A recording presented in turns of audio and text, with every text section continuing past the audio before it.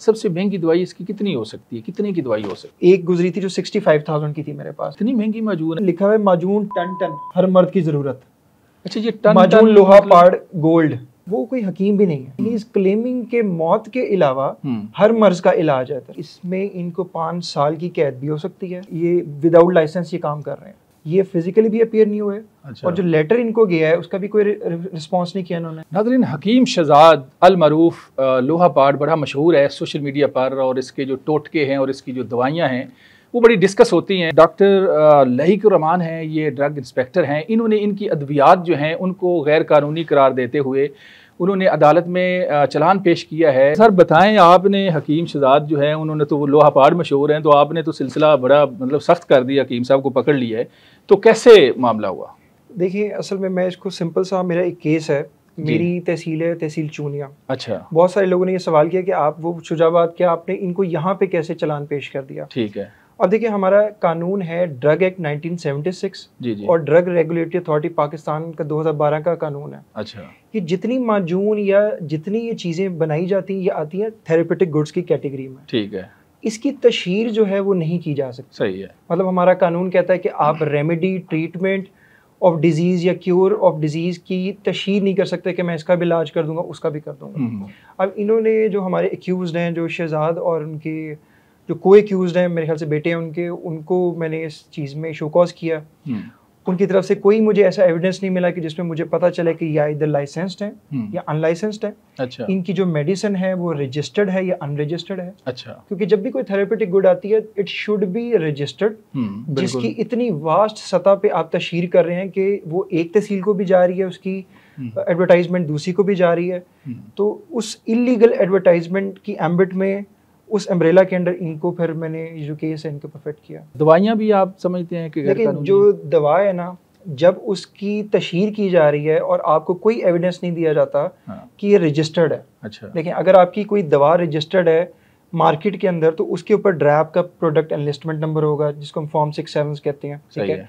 अगर वो registration number नहीं है, आपके पास ड्रैप का डॉक्यूमेंट नहीं है। आपने इनकी दवाइयाँ देखी हैं डॉक्टर? देखिए, इनकी दवा मैंने जितनी एविडेंस कलेक्ट किया है वो इनकी वेबसाइट बनी हुई है। अच्छा। इनके सोशल मीडिया हैंडल्स हैं जहाँ पे ये मुख्तलिफ कहते हैं जी, क्लेम करते हैं। अब इनके बेटे, अच्छा, जो एक्यूज दूसरे हैं इसमें, अच्छा, वो कोई हकीम भी नहीं है। अच्छा, वो हकीम भी नहीं है। एंड ही इज क्लेमिंग के मौत के अलावा हर मर्ज का इलाज है इधर।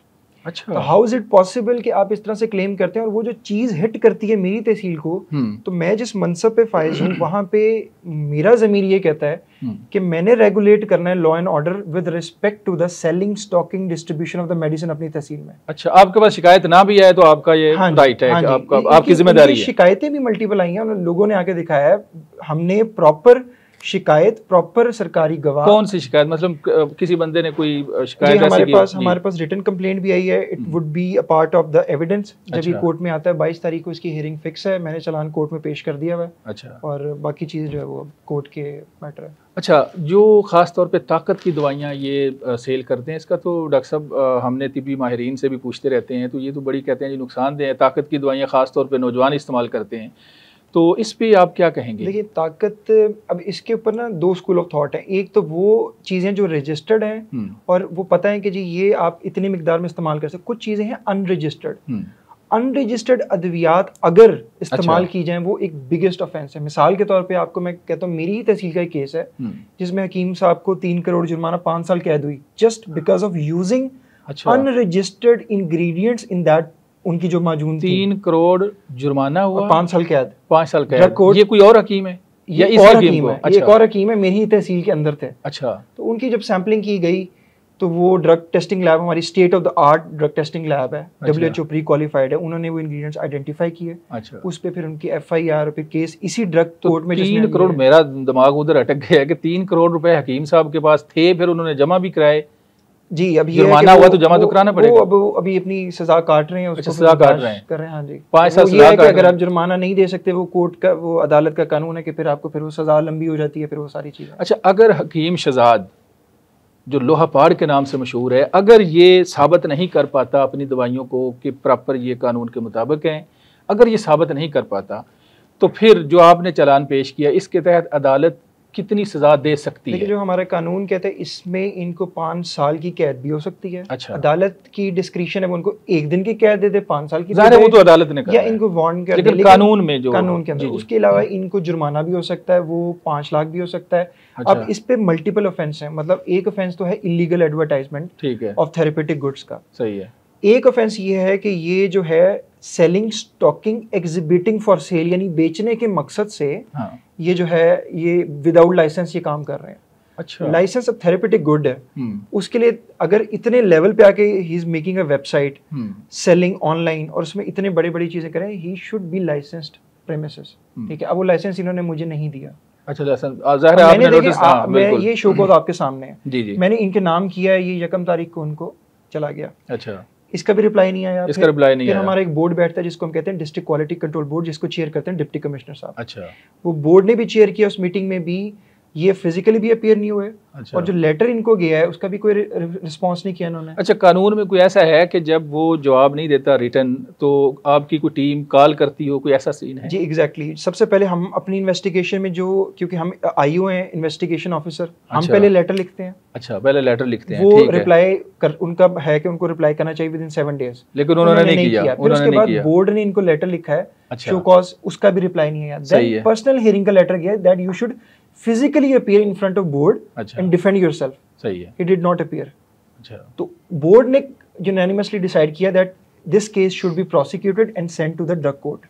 अब वो मामला कोर्ट में है। अब ये फरमाएं कि एक हकीम गली मोहल्ले में बैठा हुआ है, कुछ टोटके लेके, कुछ नुस्खे लेकर, तो उसको चेक करने का जो तरीकाकार है कानून के अंदर वो क्या है? देखिए इसमें 2 इदारे काम करते हैं, एक है पंजाब हेल्थ केयर कमीशन जी, और एक है ड्रग कंट्रोल विंग, जिसमें ड्रग इंस्पेक्टर्स वगैरह हैं। ठीक है, अब हम लोग जब जाते हैं हम इनकी सैम्पलिंग भी करते हैं, इनका सीजर यानी उसको चीज़ों को माल मुकदमा बना के इनसे फिर उसकी ट्रेल लेते हैं कि आपने इसमें क्या डाला है, कैसे डाला है, सारी चीज़ें। सही है, सही है। अगर कोई अनरजिस्टर्ड बैठे तो पंजाब हेल्थ केयर कमीशन जाके उसको सील कर देती है। अच्छा।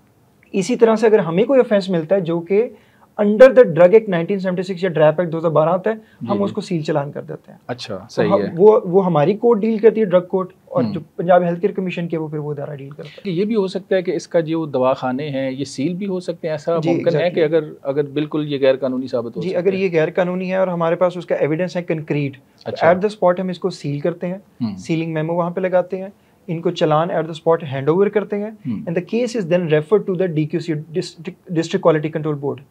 Then the board will decide, उसको बुला के उसको सुनेंगे कि आपका स्टांस क्या है। सही है। उस पे इफ ही और she furnishes any official document कि यार ये लाइसेंस्ड है, ये मेरे पास रजिस्टर्ड प्रोडक्ट है, तो बोर्ड की डिस्क्रिप्शन उसको वार्न कर दे। सही है। या उसको कह दे कि जी इट शुड बी रीविजिटेड। लेकिन अगर कोई ऐसा एविडेंस ही नहीं है अगले एक्यूज्ड के पास, तो ऑब्वियसली उसको फिर कोर्ट का जो है वो सामना करना पड़ेगा। अच्छा, एक चीज़ थोड़ी वाज़ेह करनी ज़रूरी है कि एक होता है हकीम नुस्खा बताता है कि जी इतनी काली मिर्च ले लें, इतनी अदरक ले लें, इतनी फ़लाँ चीज़ ले लें, अच्छा नुस्खा बता देता है।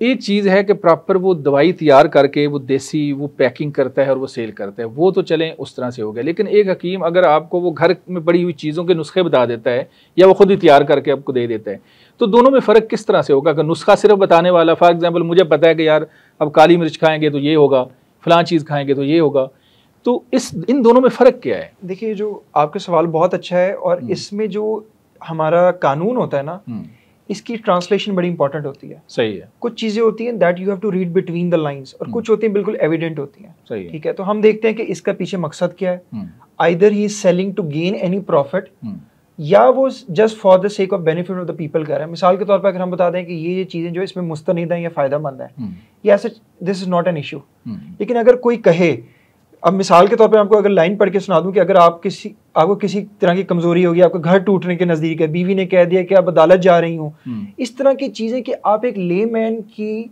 साइकोलॉजी को हिट करते हो, बिल्कुल, और फिर then you are selling something for 65,000 एक माजून अपनी। अच्छा, 65,000 का एक नुस्खा जो मैंने अपने इसका हिस्सा बनाया है। बिल्कुल, ये बड़ा सवाल है, मैं मज़ीद इसमें वज़ाहत चाहूँगा। वो एक लेमैन पता नहीं किस तरह से वो चीज़ को अपनी बरकरार रखने के लिए या अपनी जो life day to day affair को चलाने के लिए वो ये माजून खरीदेगा, फिर उसको बेनिफिट किसको हो रहा है एट द एंड? जिसको बेनिफिट हो रहा है लॉ की अंडरस्टैंडिंग में, वो है जो गेन कर रहा है। अच्छा, सबसे जो महंगी दवाई है हकीम शहजाद की, आपकी अब तक की जितनी ऑब्जर्वेशन है, सबसे महंगी दवाई इसकी कितनी हो सकती है, कितने की दवाई हो सकती है? अभी मैंने जो केस का मैंने चंद अद्वियात जो थी इनकी जो वेबसाइट है, ऑफिशियल वेबसाइट है, जी। इस पे एडवर्टाइज कर रहे हैं विद डिस्क्रिप्शन जो कि बहुत ज़्यादा अजीब सी है। मतलब वो मैंने अपने केस का भी हिस्सा बनाया, अदालत में सबमिट किया है। एक गुजरी थी जो 65,000 की थी मेरे पास। अच्छा। एक मतलब वो एक माजून है। हाँ जी, डब्बी। अच्छा, इतनी महंगी माजून है, वो क्या है उसमें डाला हुआ है? अब ये कुछ लिखा होगा ऊपर? हाँ, ये नहीं पता कि उसके अंदर क्या है। अब ये इनको ऊपर कुछ नहीं लिखता कि इसके अंदर ये चीज माजून है। अब देखिए लिखा हुआ है माजून टन हर मर्द की जरूरत। अच्छा, ये टन माजून लोहा पाड़ गोल्ड।